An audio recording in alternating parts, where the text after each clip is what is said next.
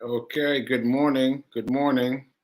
I'm just checking my hearing because it make yeah, so anyway, what we're doing is in case you missed the folder, the fire, we're doing fiance files. We we're officially calling our Thursday morning thing fiance files. We've been calling fiance files, but now we got a flyer and a picture of us together. Let me get you let me get to show you it one more time. Ta-da! Yeah. Ta-da! All right, so we are experimenting now because we tried it a couple of different ways before we came on. Didn't quite seem to work. We're hoping that this works. We're trying to do it on separate screens in the same space. So hope that works. Hope that works. So let me bring on P King and let's see if we can make it. All right, here we go.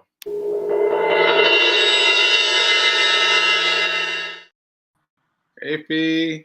Good morning, Sekou Rights. Oh, Yeah, okay. I hear something. the echo. Let me turn it Yeah, I down. hear the echo. Good morning, Sekou Rights. Yeah, I guess we're gonna have to be quiet. So let me see if people could comment and let us know if it's distracting or what have you. Yeah, because it sounds good to me. Oh Yeah. yeah? All right, well we'll just try it and see how it goes. Yeah, but I have another solution. This is my solution. I'm gonna just go a little further away. Hi, Oh Sekou no. Rights. Oh no. Okay. Well, All while right. she's doing that, let's. Okay. Listen more noble said we're sounding good. You didn't have to move, but you moved now. Oh, yeah. I But move now. yeah. All right. So sounds good. So here we are. Fiance files. Fiance files. Yay, yay, yay, yay. So we had a list. I swear to you, we had a list of things we were supposed to talk about, folks. We had a list of things we were supposed to talk about, but then we couldn't find it. We couldn't find it this morning. So we're just gonna play it by ear. I did Yeah. catch one thing before before I went live, before you left the room. Okay. So I got one thing. This is from Corby. Hi, He Corby. said, yeah, he said, Fee, you took over everything regarding Sekou. You went into loving gangster mode. Like I don't know what that means, but that was funny. That was funny. This was in response to you getting involved with everything that was happening when I was down. And I just wanted Mm, to say from my perspective, yeah. like I didn't know anything, right? I didn't remember anybody, I didn't know anybody, but I remember your your yeah, let me how can I put it? Your focus upon getting to me was really was Intense. intense, yes, but that's not the word I'm looking for. But I'm looking for the word that's like engaged, engaged, and that was a really big help to me because I didn't know where to turn. I mean, if you haven't been in the stroke, you can only guess what that feels like. But to be lost Mm. without memory, without any sense of self, to have someone reaching out for me was a great, great thing. That was great. Mm. That was great. Yeah. So Thank I just you want. thank you for saying that, Sekou. I think you don't know that you don't know that you just don't know how you'll react when someone you care about, like you say, goes down. I think if we had just been dating for the amount of time we were dating, maybe not. I just don't know though. I think it was because we had so much history, like so much history and years as friends. I also think there's a level, for me, there's a level of respect. Like when I really respect someone and hold them in high regards, like and I've said this to you before, if we weren't in a relationship, I still would have showed up for you, maybe not with this much intensity and conviction, commitment, passion. However, I still would have showed up for you. Mhm. Yeah. And for me, I don't know if you remember this because this was pre-stroke. We were talking about something and you said, Fee, you have a forceful personality. Right? And I was like, do you remember that? I remember it now as you're saying it. Okay. Mhm. And for a second, I was offended. I was just like, because of the word forceful, I know what forceful means. And I shared that with you that I was a little offended. And you were like, no, no, no, no, no, no, no, that's good. That's good because you get things done. Mm. And once you said that, I started kind of observing myself outside of myself. Mhm. When we were at your apartment building, you weren't with me. I was by myself and I wanted to go into the M Club. And there was a guy walking ahead of me. I think you were with me. I think you were. There was a guy walking ahead of me. And it was the way I asked and told him to hold the door for me. And that was an example. I said, I get what Sekou is saying. And sometimes I think a forceful personality is required, especially for a man who's experienced a stroke, because sometimes you're not able to articulate to other people what you need. And because you and I have so much history, I kind of know what you're thinking or know what you want to say. And I just step in and say it. Yeah. Yeah. Well, Melissa said that B was on a mission. B was on a mission. That's what Reverend Mel said. And she Let also me, shared this. Well, go ahead. Go ahead, yeah, B. babe, I'm sorry. No, you Okay. go ahead. And also this. Did you all know that men are fiance with one E and women are fiance with two E's? I've been reaching for that. I've been reaching for that. I've been reaching for it because I couldn't remember it. And this is one of the things I knew cold before stroke. I knew it before stroke. I was always be like, hey, that's supposed to have two E's. That's supposed to have one E. But after the stroke, I could not figure it out. And last night, when I made this flyer, I was like, and then I Googled it and I couldn't figure it out. I was like, I'm just gonna put it up. I'm just gonna put it up. So now that we got that straight, that which one is Yes. for us though for fiance files? Like, which one do we use? I love that she shared that because I've seen it both ways and I didn't know and I didn't think to ask. Thank you for that, Rev Melissa. I also want to say that Fee King, I love that I get the props and the accolades. However, it was not just me who was on a mission. One of the things that I said, one of the things that I observed, and it allowed me to check in with my own life, which is like, who is your tribe? Mm. Because you want to get your people in alignment early in life. So for those of you who are listening who are 20, 18, 20, 25, 30, get your core group of people in alignment because you are going to need real friends. And I was so impressed. I am so impressed, Sekou, that you have real friends. I was just like, I don't know if my people would rally for me the way that Rev Melissa did, the way that Corby, Rush, Jay, your mom, your stepmom, Harriet Cole. I was like, oh, let me call my people because I don't know. I don't know if my people are riding with me the way they say cool. I was a little jealous, a little Oh, jealous. that's And funny. I said, because let me tell you, I you better pick your friends wisely. That's what I got to say about that. Well, thank you Serious. for saying that. Thank you for saying that because it reminds me to reframe those early days because those early days, I swear, are just like a little breeze in the wind, right?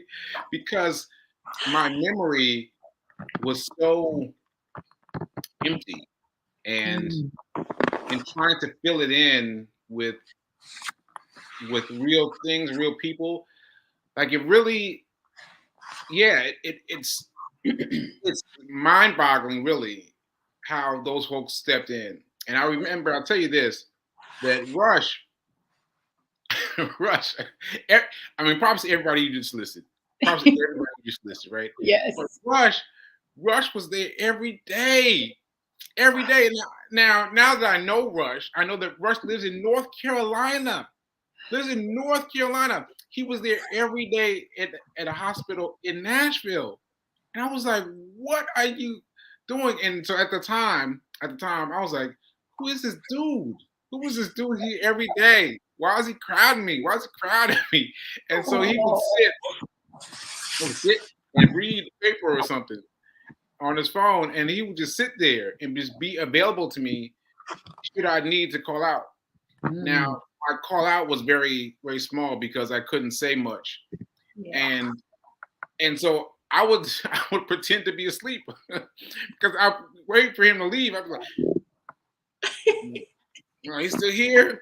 But I thank him so much for being there, and I tell you this one more thing. I gotta tell you one more thing. I gotta tell Tell you me, tell me, tell me, tell me, tell me. because Rush took it on. Rush took it on. So Rush got into this thing that I did not know about until much later. Much later. So he Okay. has this thing with the what do you call them? The people, the nurses. The The nurses nurses. got into it with the nurses. I mean, he got into it because I kept on taking off all the leads and all the connections. I took off all that stuff so that I could walk, so I could challenge myself to walk 2 steps to the bathroom. And Yes. I was trying very hard. Now they had everything set up so I didn't need to move, but I was like, I'm going to move. I'm going to move. And so I didn't know, I did not know that the waitress, the Nurse. nurses were complaining to him. They're like, "What is? Can you come here, sir? Come here, sir. Can you get him to stop taking off all his leaves?" And he was just like, "No." He was like, "No." He said he just cold drilled them, and I was like, "Wow, that's amazing," because no one said anything to me. No one said anything Mm, to me, and if they tried to say something to me, I just blew it off because I was determined not to need that wheelchair, and so everything they had set up for me automatically, even though I didn't remember my name, I didn't remember who I was. All I knew was I did not want to get in that wheelchair, and so that I had to get up. And getting up then was so hard. The right side of my body was paralyzed then. Was mm, paralyzed. And so I had mm. to get up and swivel myself with my left side and get that 2 steps to the restroom. And then I by the time I got back to my bed, I fell out because I was so tired from that Mm. effort, and they had to come in and put all the leads back where they were.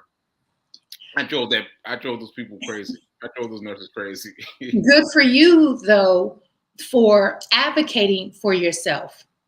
Mm. Like, really, you were advocating for yourself early on before you even knew what was going on. And we talk about this a lot, that God had been preparing you for this moment. Uh-oh. All of the changes you started making, God had Uh-oh. been preparing you and us, Sekou, because listen, we were talking about the 3 versions of you that I know. Oh, right. Right. That was one of the things that was on the list for today to talk about. Yes, go. The 3 versions. 3 versions. Had I not left LA for Orlando and decided to move to Maryland, I cannot imagine that our relationship would have grown in the way that it has. I don't, I cannot imagine. I don't know that it would have. I think we needed the right fertilizer. We needed the right temperature. We needed the right location, and we needed the right circumstances, which my life situation created the perfect circumstances. And then COVID was like the perfect seasoning, bring it all together. And so because of that, you started making a lot of changes in your life, actually transformations in your life. Mm. Because of my situation, I started making the same, well, similar but different transformations that brought us closer together in a different way than we were before. Mm. And so because of the transformations you were making, with you stopped drinking, Yeah. you Yeah. stopped, you started Let's, running, you lost. let's just pause it for a second and say it Yes. slow so the people can get it. I stopped drinking. That's a big Cold one for a turkey. lot of people. I stopped Woo! drinking. Ooh, that's a big one. For those of you that He don't know me, cold turkey. Cold turkey. That's all. he was Mr. Social, and I tell you, one of the things that I was clear about for myself was I didn't drink, I didn't date drinkers. I just knew myself, I'm a child of an alcoholic. Not saying that Mm, Sekou was an alcoholic. However, I'm extremely sensitive. And I was like, you know what? I gotta stop trying to date people who drink. It just doesn't work for me. mm, You stop drinking, you started running, mm. not all at the same time. You lost 50 pounds. That's huge. You started doing the mental, the emotional, and the spiritual work. Mm, And then you started being of service. You mm, really, you really stopped. And we all think about ourselves a lot.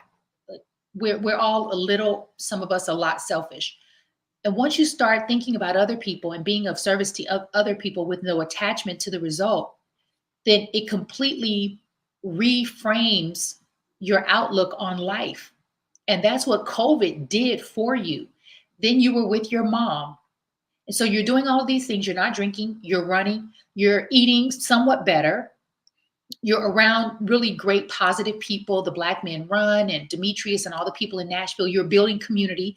You're helping the unhoused. You are working with 7 nonprofits that mm, you cultivated those relationships. You didn't know those people. You did that. You and God, you did that.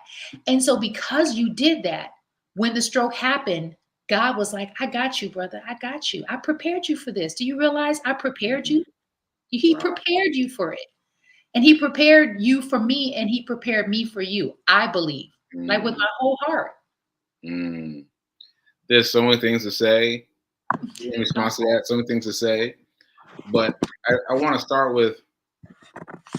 I want to start with. Uh, uh, I was talking. Well, we were talking to Reverend Melissa yesterday, or when it was that yesterday?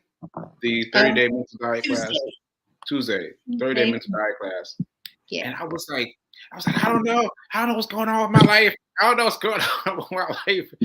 And she was saying, she broke character and say, listen, Sekou, your why is about inspiring people because you don't know how many people you're inspiring with your story. And Yes. you just did that for me. You just did that for me because again, everything that happened pre-stroke is fuzzy. It's fuzzy to Mhm. me.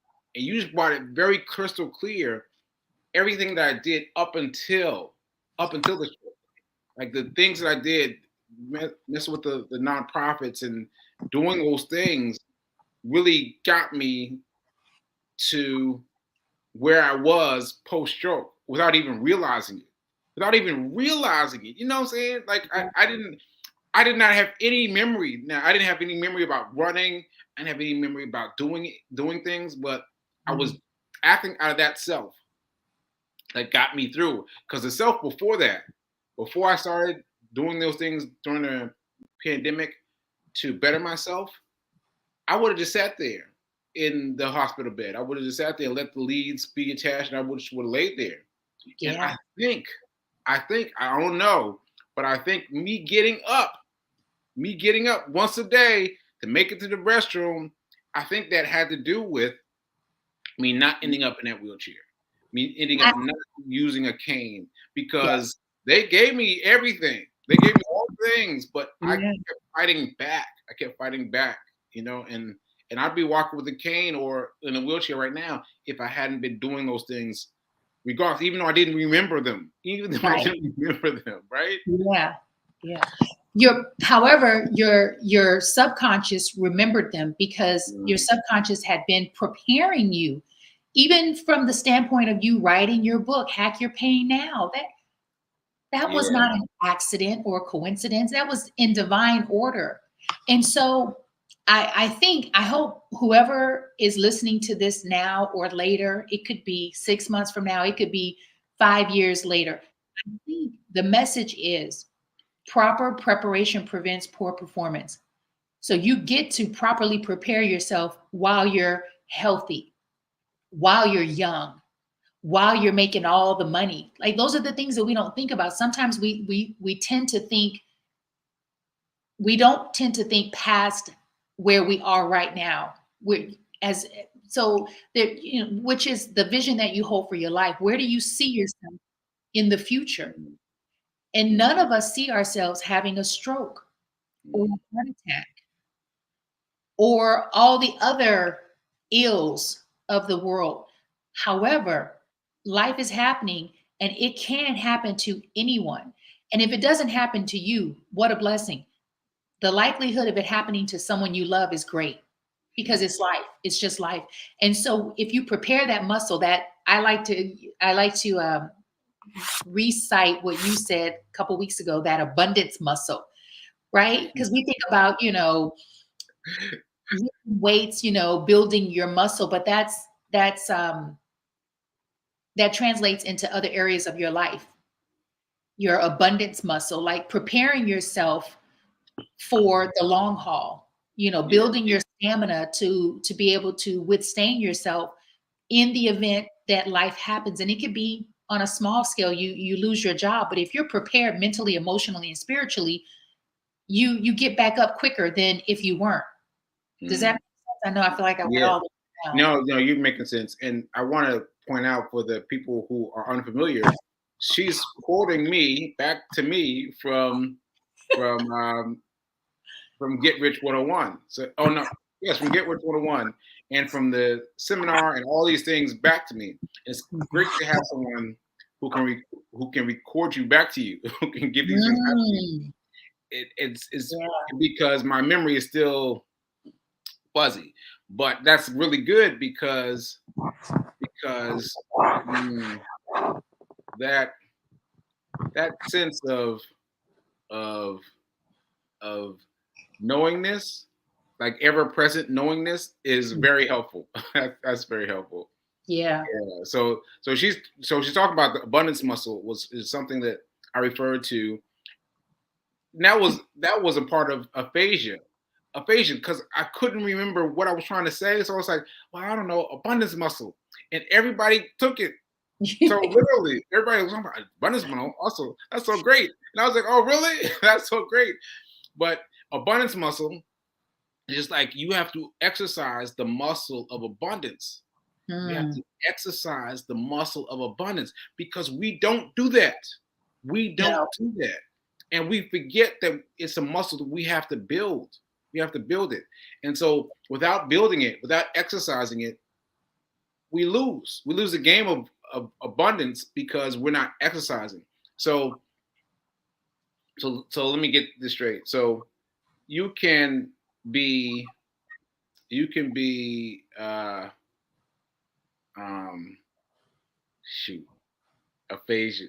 Aphasia came in and You went. can be wealthy, poor. You were talking about abundance mindset, because I was thinking with when it comes to, I don't know, I don't want to keep going because I'm hoping it'll come back. But I think this might be a good time to share with people what aphasia is, because many Yeah, people. so aphasia is, for the record, I've completely traumatized that definition because the definition is concrete. It's like, it's about how you articulate things for people. But I've made it bigger. I've made it bigger. So anytime I have some kind of anything go wrong, I'm like aphasia, aphasia, aphasia, aphasia, because I just needed it to be a more well-rounded. But it means like the way you communicate has been it has been hurt detrimentally by something like a stroke, and so that's it. But I just I, needed more. can I expound on it? Yeah. Because there are four, I believe, four tiers to aphasia. And that fourth tier is very extreme to the point where it can affect you being able to speak at all. And so Mm. it's not just how you articulate, it's also it affects memory, it affects language and word combination. And so on some level, we all experience probably a very light amount of aphasia. So here's an example. When you, because I remember this happening to me in my 20s, going to the gas station, purchasing gas, going out to my car, and driving off. Without paying? No, without pumping. Oh, without pumping. That has Wow. happened to me 3 times in my life. And I'm just like, Wow. and so again, that's a very non-diagnosed version.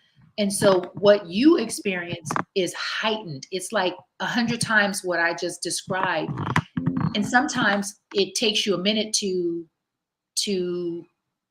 put the words together, put the sentences together, and to put the thoughts together. And so I think it's important for people to really understand what aphasia is and how it affects you and how well you've moved through it. You're able to do a show 4 days a week with aphasia. Let me just say, shout out to Reverend Mel. Shout out to Reverend Mel because I did not want to do the show. I did not want to do the show ever again. Ever again. I wanted to wait until I was healthy. And look at me now because I'm still getting healthy. But she was like, after the marathon, after I did do the marathon 4 months after my stroke, she was like, you should do the show now. I was like, no, I sound terrible. And she just kept pushing. And I was like, all I right. too am grateful that she did. And you can be very stubborn. So I'm glad that you relented. And there was something else I wanted to say about, yes, oftentimes we think this is another one of your sayings, which is now is better than perfect, because you could have waited until it was perfect. And I'd still be waiting. There's no such thing. You'd still be waiting. There's no such thing as perfect. Sekou, when you proposed to me, I was really shocked because in my mind, based on what the people are saying, and one of the people is Steve Harvey. He wrote a book about the 90-day wait, and in that book he says, and in the movie he says, that a man is not ready to get married until he's financially stable. He's basically all together, all the things. And so I thought Sekou probably feels like he has to be further beyond his stroke before even having the conversation about marriage. And I'm so proud and so glad that you didn't wait, because today is not promised. And why are we waiting? Ashe. Why are we waiting to be and do and have the things? My goodness, you proposed at the most perfect time, and we're moving forward together because we know that right now is perfect for us. That's a good way to end right there. That's a good way to end right there. That was great. It's time just about. So that was a great way to end it. And I'll just leave it at that. Because that was a good way to end it. That was a good way to end it. Yeah. Thank you, CK, for Fiance Files.